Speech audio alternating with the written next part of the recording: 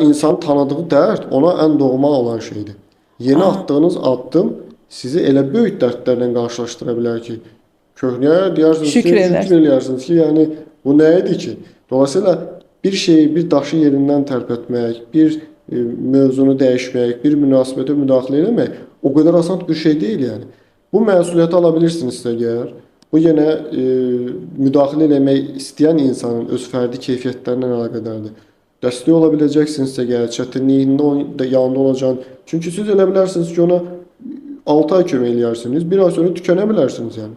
Deyirsiniz ki, daha özün bilərsən, yaxşı elib sənə belə olub. Dediyiniz anda yəni fəlakət üstünə fəlakət. Zaten Evet, qurban idi, bir də siz qurban elədiniz. Travma üstünə travma, vəziyyət daha da kontroldan çıxa bilər. Ona görə bunlarda biraz həssas davranmaq lazımdır. ehtiyatlı Həm davran. öz qabiliyyətimizi, həm həmin şəxsin qabiliyyətini nəzərə almaq lazımdır.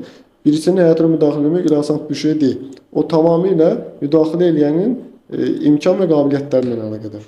Biz terapistlər bu mövzuda çox çəkingənik, çox ehtiyatlıyıq, xüsusilə travma və yaxud da ki, bu qurban psixologiyası olan inkişaf travması yaşayan insanlarla cəsur olmaq o demək deyil ki, hər şeyi gözə almalıyıq.